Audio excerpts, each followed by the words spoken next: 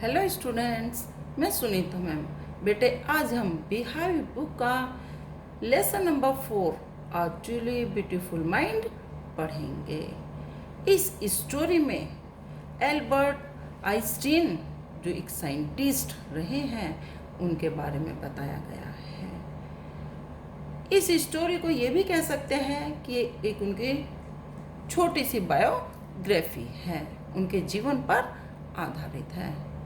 ठीक है बेटे, अब हम चैप्टर स्टार्ट करते हैं। Albert Einstein was born on 14 March 1879 in the German city of Ulm. Albert Einstein का जन्म 14 मार्च 1879 ईस्वी को जर्मनी में उल्म नामक स्थान पर हुआ था। Without any indication that he was destined for greatness, बिना किसी उस समय बिना ऐसा कोई उन्हें एहसास भी नहीं हुआ था कि वे एक आगे चलकर आने वाले समय में वो एक महान पुरुष बनेंगे। On the country, his mother thought Albert was a fraud. जबकि उनकी माँ यह सोचती थी या उनकी माता यह सोचती थी कि वह एक कैसा बच्चा है, वह एक सनकी बच्चा है। To her his head seemed much too large. उनके अनुसार उनका जो सर था, किनका, बच्चा एल्बर्ट आइंस्टीन का जो सर था वह कुछ ज़्यादा ही बड़ा था। एट द एज ऑफ 2.5, जब वह 2.5 साल के थे, आइंस्टीन स्टिल वज़न्ट टॉकिंग। 2.5 साल की उम्र तक भी आइंस्टीन नहीं बोलते थे। When he finally did learn to speak he uttered everything twice. 2.5 साल की उम्र तक जो आइंस्टीन थे वो नहीं बोलते थे, लेकिन जब उनको बोलना आ गया, जब वो बोलना सीख गए तो वो हर बात को 2 बार बोलते थे। ठीक है बेटे। Einstein did not know what to do with other children. जो आइंस्टीन थे वो ये नहीं जानते थे कि वो दूसरे बच्चों के साथ वो कैसा व्यवहार करें। एंड हिज प्लेमेट्स, और जो उनके साथ के खेलने वाले बच्चे थे, called him brother boy boring. जो उनके साथ के खेलने वाले बच्चे थे उनको वो बोरिंग लड़का बुलाते थे। So the youngster played by himself.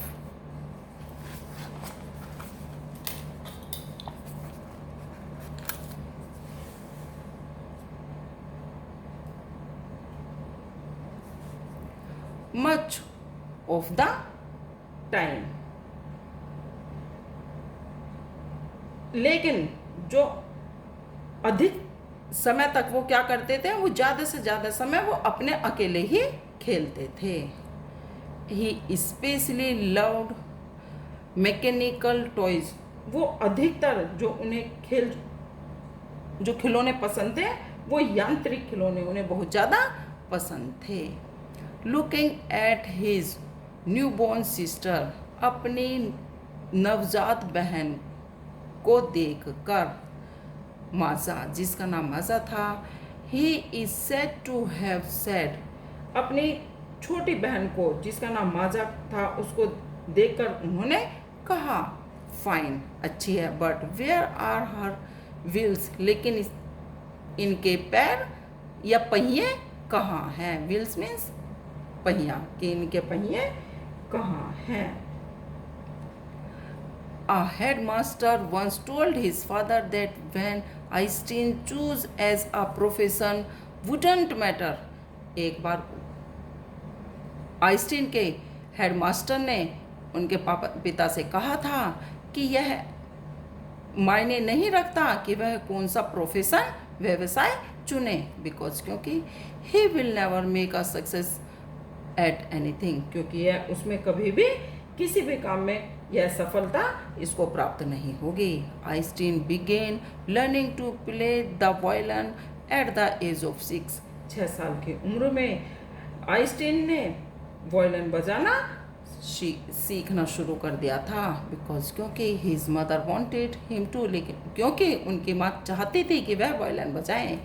He later became a gifted amateur violins, maintaining this skill throughout his life. लेकिन जो आने वाले वर्ष थे उसमें वह एक बहुत ही अच्छे एक वायलिन बजाने वाले रहे, लेकिन उन्होंने जो ये वायलिन बजाया ये एक तरह से उनका एक शौक था, अपने शौक या तरीके से रूप में उन्होंने वायलिन बजाया। उसको उन्होंने अपना कोई प्रोफेशन, बेटे इसका मतलब है उन्होंने अपने प्रोफेशन में इसको शामिल नहीं किया। But Albert Einstein was not a bad people, लेकिन आइंस्टीन एक बुरे शिष्य नहीं थे। He went to high school in वह मुनिक के स्कूल में उन्होंने हाई स्कूल में दाखिला लिया। Where Einstein family had moved when he was 15 months old. जब वे 15 माह के थे, 15 महीने के थे, तो उनका परिवार वहाँ चला गया था and scored good marks in almost every subject. उन्होंने लगभग सभी सब्जेक्ट्स में अच्छे मार्क्स प्राप्त किए, अच्छे अंक प्राप्त किए। Einstein hated the school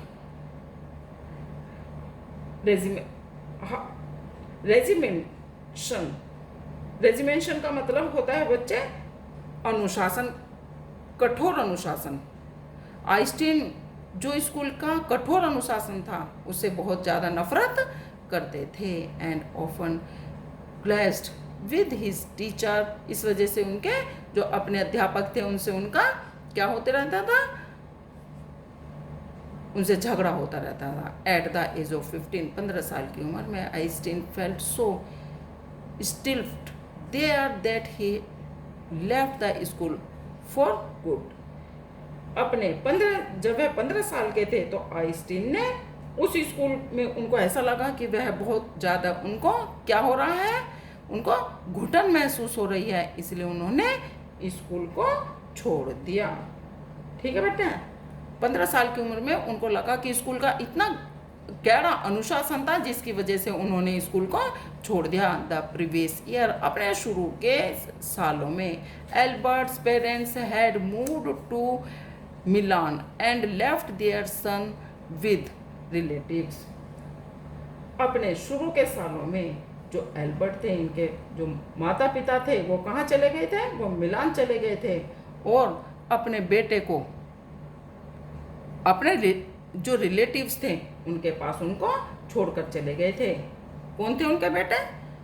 Einstein. Albert Einstein को उन्होंने वहाँ पर अपने संबंधियों के पास छोड़ दिया था। After prolonged discussion Einstein got his wish to continue his education in German speaking Switzerland in a city which was more liberal than Munich. अब ज़्यादा खूब विचार करने के बाद आइंस्टीन की इच्छा पूरी हुई, क्योंकि उन्होंने म्यूनिक में जो एक उदार नगर था स्विट्जरलैंड में, जहाँ जर्मन भाषा में बोली जाती थी, वहाँ अपना जो पढ़ाई है उसको कंटिन्यू किया, जारी रखा। Einstein was highly gifted in mathematics and interested in physics. Einstein जो थे वो, उनको गणित में वो बहुत ज़्यादा प्रतिभाशाली थे और जो भौतिकी थी, फिजिक्स था, उसमें भी वह भी उनको बहुत अच्छी लगती थी। एंड आफ्टर फिनिशिंग स्कूल ख़त्म करने के बाद he decided to study in a university in Zurich. अपनी स्कूल की शिक्षा पूरी करने के बाद उन्होंने ज्यूरिक में पढ़ाई करने के, ज्यूरिक विश्वविद्यालय में अपने आगे की पढ़ाई करने के लिए वह वहाँ पर उन्होंने निर्णय लिया। बट लेकिन science wasn't the only thing that appealed of the dashing young man with the walrus mochus। अच्छा, मूछें हैं बच्चे, लंबी मूछें।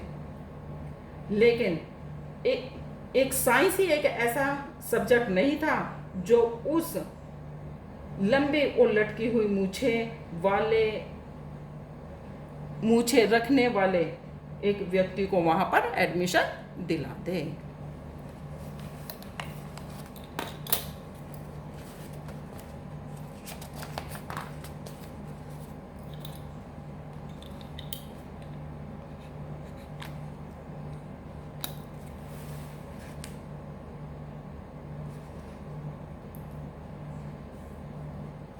He also felt a special interest in a fellow student, Malviya मैरिक। वे अपने जो उनके साथ मिलेवा मैरिक नाम की एक लड़की पढ़ती थी, उससे वो बहुत ज़्यादा आकर्षित हुए।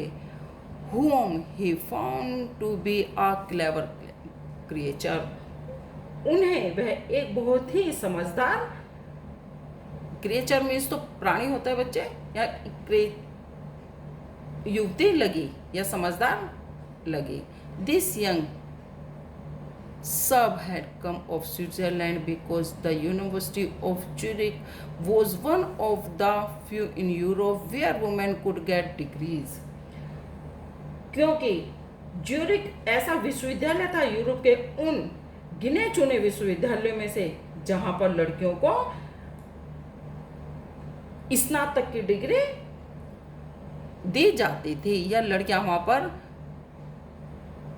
स्नातक कर सकती थी। Einstein saw in her an ally against of the Philippines those women in a family and at the university with whom he was constantly at odds। Einstein में उनमें एक ऐसा साथी दिखा जो उन लोगों के विरुद्ध था, जो साहित्य को पसंद नहीं करते थे। The couple fail in love, जो दोनों व्यक्ति थे ये क्या हुआ, इनमें आपस में प्यार हो गया। Letter survive in which they put their affection into words, अब वे पत्र लिखकर एक दूसरे को, जो पत्र शब्द लिखकर एक दूसरे को पत्र देते थे, या उनके अंदर पत्र व्यवहार शुरू हो गया। मिक्सिंग साइंस एंड टेंडरनेस, जिससे कि वे अपने उसमें क्या क्या रहते थे, उसमें उनकी भावनाएं और विज्ञान उसमें शामिल रहता था उनके पत्र में। रोट आइंस्टीन ने लिखा, how happy and proud I shall be when we both have brought our work and relativity to the victorious conclusion।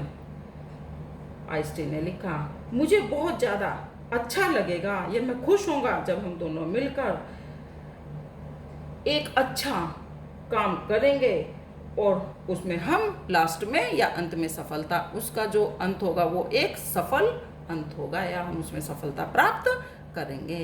In 1900 eight the age of 21, 21 साल, जब 1900 में जब वह 21 साल के थे, Albert Einstein was a university graduate and unemployed. 21 साल की उम्र में 1900 ईस्वी में 21 साल की उम्र में एल्बर्ट आइंस्टीन ने ग्रेजुएट कर लिया और उस समय वह बेरोजगार थे। He worked as a teaching assistant, gave private lesson and finally secured a job in 1902 as a technical expert in the patent office in Bern। अब उन्होंने 1900 ईस्वी में जब वो 21 साल के थे तो वह क्या हो गए थे, ग्रेजुएट हो गए थे और बेरोजगार थे। लेकिन उन्होंने एक असिस्टेंट टीचर के रूप में, एक सहायक अध्यापक के रूप में उन्होंने कार्य किया और उन्होंने प्राइवेट ट्यूशन भी दिए। और 1902 ईस्वी में उन्हें पेटेंट ऑफिस में एक तकनीकी विशेषज्ञ के रूप में क्या मिल गई, नौकरी मिल गई। while he was supposed to be a assistant over people inventions. Einstein was actually developing his own ideas in secrets. He is said to have jokingly called his desk drawer at work the Bureau of Theoretical Physics.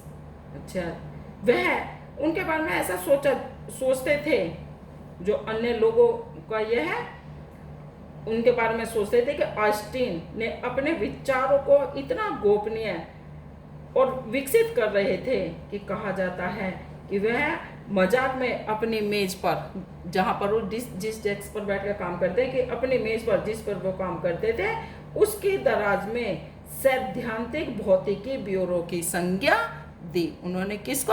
अपनी उस मेज को bureau of theoretical physics, सैद्धांतिक भौतिकी bureau की उसको एक संज्ञा दी।